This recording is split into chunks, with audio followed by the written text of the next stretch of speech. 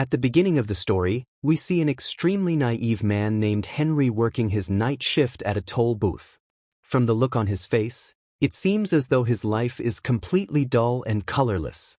When he arrives home in the morning, his wife tells him that he doesn't love her anymore. She reminisces about how he used to love her and how different everything is now. While they are talking, someone suddenly knocks loudly on the door from outside. When Henry opens the door, he finds his friend Eddie standing there.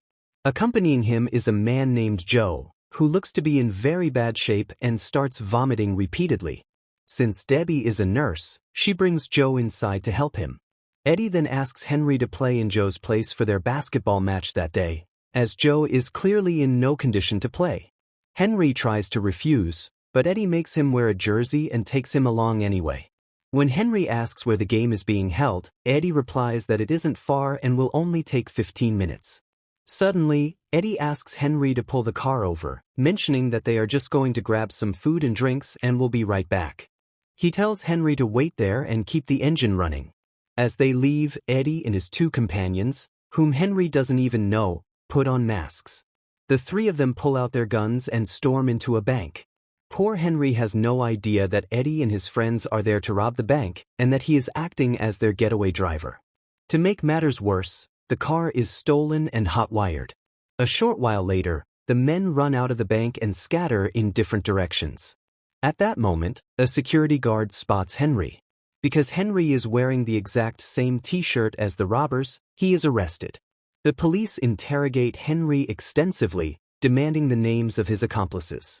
However, Henry doesn't know anyone besides Eddie, and being the straightforward guy he is, he doesn't even give up Eddie's name, thinking that despite everything, Eddie is still his friend. As a result, Henry is sentenced to 3 years in prison for attempted bank robbery. Upon entering prison, Henry meets Max. Max speaks to Henry very kindly. The next day at breakfast, Max tells Henry that every prisoner there once had dreams, but some tragedy struck their lives and landed them in jail. He asks Henry what his dream is. Henry replies that he doesn't have any dreams. Hearing this, Max says that not having a dream is the biggest crime of all, and presses him again for an answer. When Henry gives the same reply, Max remarks that a life without dreams is utterly pointless. 6 months pass like this. Debbie comes to visit Henry in prison and tells him she has something important to share. She confesses that she has fallen in love with someone else. Showing a big heart, Henry tells her it is okay and that he only wants her to be happy, if not with him, then with someone else. Meanwhile, Max starts treating the prison like his own home. While the inmates are chatting, one asks Max what he told his parole officer when asked what he would do if released. Max replies that he told them he would break into the officer's house, kill his dog, burn his house down, and cut out the tongue of every living creature inside.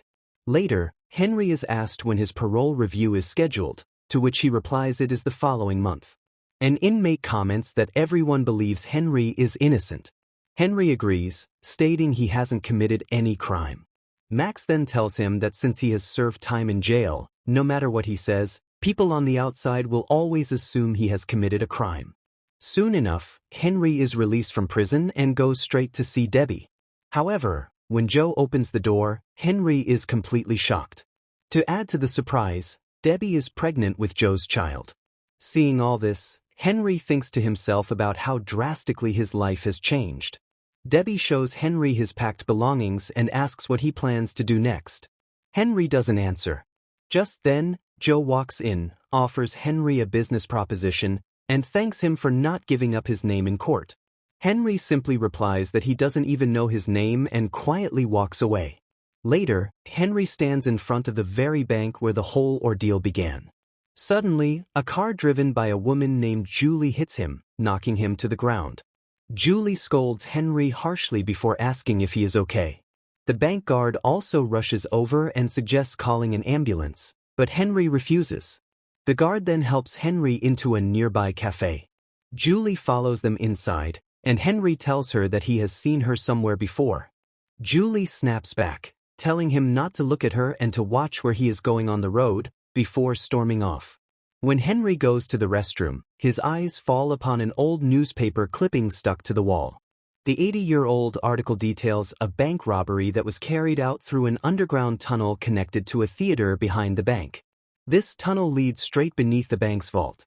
After this discovery, Henry goes straight back to the prison to visit Max.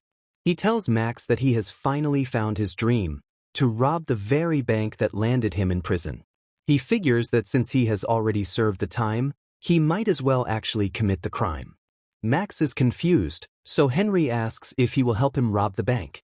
Max asks if he even has a plan or if he is just talking out of thin air. Henry assures him not to worry, claiming he has a top-class plan. Following this, Henry goes to the theater, where Julie is rehearsing for a play. During her performance, the director scolds her harshly, telling her she doesn't have what it takes. Frustrated, Julie leaves to get coffee. On her way out, she asks Henry if he is stalking her. Henry denies it and follows her to the coffee shop, where he praises her acting. Julie then thanks him for not filing a police complaint about the accident. Meanwhile, back in prison, Max applies for parole, and after answering a few questions, he is granted release. Henry has previously coached Max on how to behave in front of the officers. When Henry comes to pick Max up outside the prison, Max asks where his car is. Henry reveals that he doesn't have a car and has actually walked there to pick him up. Max gets furious, wondering what kind of madman he has teamed up with, and yells to be let back inside, saying he doesn't want to be free anymore.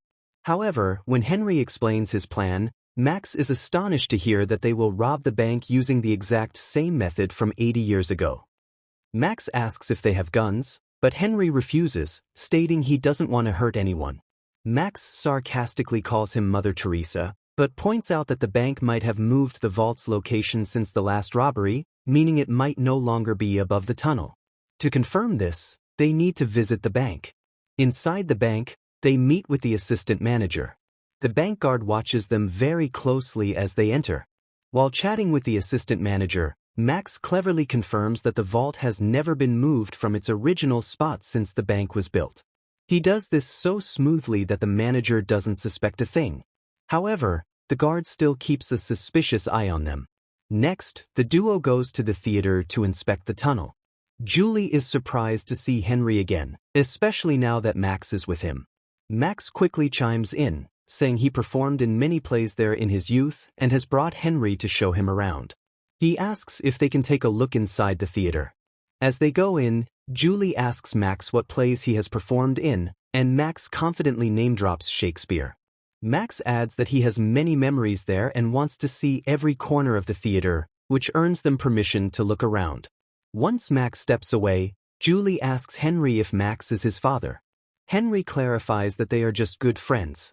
A theater employee then shows Max around, eventually leading him to the door covering the tunnel, which Max begins to assess. Meanwhile, Julie asks Henry what he does for a living. Henry bluntly tells her that he has recently been released from prison and is currently unemployed. Shocked, Julie asks why he was in jail, jokingly guessing if he had committed a murder. Henry says it is a long story for another time, and they make plans to meet for dinner that evening. Back home, Max tells Henry that the tunnel is accessible through the wall of a green room, so they need to find a way to take over that specific room. But Henry's focus is solely on getting ready for his date with Julie. He asks Max how he looks, and Max laughs, saying he looks the same as always, telling him to go enjoy his date while they save the planning for later. During their date, Julie shares her ambition of becoming a famous actress, hoping everyone will know her name. Henry then confesses the whole truth about how he went to jail and how he genuinely plans to rob the bank now. Julie is quite surprised by his plan, but she starts to really enjoy his company. They return home and they begin to grow much closer. The next morning, Henry and Julie go to Max's place, but Max isn't thrilled to see Julie. Henry reassures Max, telling him not to worry because she is going to work with them. Max pulls Henry aside and angrily asks why he revealed the entire plan to her. Later, while eating, Julie asks Max what he is doing in prison, and Max claims he has committed several murders. When Julie asks if he is ever scared of getting caught, Max replies that he loves going to jail, calling it his favorite place. On the way to the theater, Julie and Henry have an idea. They should hold auditions at the theater so they can spend more time there. A bit later, Max has an even better idea. They should get rid of the actor occupying the target green room and give his role to Henry so they can dig in peace without anyone noticing. Henry protests, saying he doesn't know how to act. Max hypes him up, saying he is a natural actor and no one can do it better, especially since it is the lead role. Shortly after, the original actor abruptly leaves the play, claiming he has landed a role in a huge movie. In reality, Max has completely tricked him. When Julie finds out, she is furious, accusing them of trying to ruin her career. Henry auditions and actually secures the role, which makes it much easier for them to execute their mission. However, within a couple of days, they realize that digging the tunnel is a bigger job than two people can handle, so they decide to loop Joe into the plan. After a lot of convincing, Joe agrees to join. But upon seeing the tunnel, Joe questions why they are going through all this trouble instead of just walking in with guns to rob the place. Max retorts that they aren't interested in a foolish, brute force robbery like his. Work progresses steadily, and alongside the digging, Henry is also highly dedicated to his acting role. He doesn't just want the money anymore, he wants to do something new with his life. One night, while heading home after work, they are stopped by the same bank guard who originally arrested Henry. The guard recognizes him and mentions he has seen Henry sneaking around the theater behind the bank multiple times, warning them that he won't let any funny business happen this time.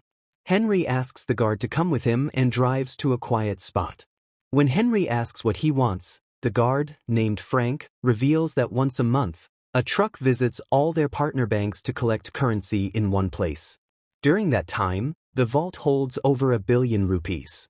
He adds that only a fool would try to rob the bank at any other time, offering to be their inside man and help disable the alarm system. The next day at the theater, during an emotional crying scene, the director criticizes Julie, telling her she has never truly loved anyone or had her heart broken, which is holding her back from becoming a great actress. During a 5-minute break, Julie goes to the restroom and begins to cry. Henry asks if she is okay, and she breaks down completely, admitting that it is true, she has never been in love, and she doesn't know what to do because she desperately wants to be an actress. Henry comforts her, saying that she does love him, she just doesn't realize it yet, and he expresses his absolute belief that she will become a great actress. They then step forward and kiss each other. That night, while Max and Henry are finalizing their robbery plan, there is a knock at the door. When Henry opens it, he finds Joe and Eddie standing there, with Joe looking like he has been severely beaten up. Eddie tells Henry that Joe has spilled everything, and now he is joining their plan too. Max takes an instant dislike to Eddie, asking Henry who this clown is. Eddie arrogantly states that he knows everything, leaving them with no choice. Max asks again if anyone is going to tell him who this idiot is. Eddie, agitated, declares that he is in on the plan and calls Max an old man, telling him he is out. Max bluntly tells him to leave. When Eddie insults Max by calling him an old man again, Max loses his temper and lunges to hit him. Henry barely manages to break up the fight. The next day, when Max and Henry go to the theater, they realize their opening night is just days away, which makes them anxious. Henry admits he doesn't think they can go through with the robbery anymore, as he has truly fallen in love with Julie. If they rob the bank, they will have to flee, and he doesn't want to leave Julie behind. Max grabs Henry and angrily reminds him that he brought him out of prison to help with this. Max says he has spent his whole life just talking, and after being locked up for so long, he isn't going back without pulling off a major heist. That night, Henry meets with Julie and tells her they have to rob the bank on the opening night of the show. He plans to run away to California afterward and asks her to meet him there, since she wants to work in Hollywood anyway. Hearing this, Julie explodes in anger, asking why he made her believe in love if he is just going to leave. She accuses him of using her solely to infiltrate the theater and flatly refuses to meet him, blaming herself for falling in love with a thief. Soon enough, the day of the show, and the robbery, arrives. The director pumps up the cast, telling them it is their day to leave a mark and that they have only 10 minutes left. Simultaneously, the cash truck arrives at the bank, exactly as the guard predicted. Henry delivers a great performance on stage, and as soon as he sees an opening, he slips away to help his crew. Everything goes according to plan. First, they break through the brick wall with a tool, and then they use a large welding machine to cut a massive hole through the vault steel. Upon receiving the guard's signal, Max has already cut the wire, preventing the alarm from going off. However, Eddie suddenly pulls a gun on Max and orders him to leave quietly. Eddie commands Joe to quickly bag all the money. Joe doesn't like Eddie's betrayal and tells him it isn't right. Just then, Henry arrives on the scene. Eddie tries to intimidate him too, and pistol whips Max to the ground while Joe continuously begs him to stop. Suddenly, Max snatches the gun from Eddie's hand and starts beating him up. During the struggle, the gun goes off and a bullet grazes Henry's leg. Back in the theater, it is almost time for Henry's next scene. Limping slightly, he hurries back to the stage to perform. Up above, after thoroughly thrashing Eddie, Max binds his hands, feet, and mouth. Shortly after, Henry, Max, and Joe grab all the cash and make their escape. Suddenly, Henry tells them to stop the car. Joe and Max are confused but pull over. Henry tells them to flee without him, saying he will meet up with them later. When Joe asks Max where Henry is going, Max replies, "Let him go to hell. Just drive." Henry runs all the way back to the theater. Julie is performing her scene on stage when Henry, still limping slightly, quickly climbs up. He tells Julie that he can't leave her, that he truly loves her, and can't live without her. Because the play's plot happens to be somewhat similar, the audience thinks this is a brilliant, unconventional addition to the scene. They all eagerly wait for Julie to say yes. Even the director dims the lights and urges Julie to say yes. Julie finally believes that Henry genuinely loves her. After a long silence, she doesn't say the word yes, but her facial expressions make her answer perfectly clear.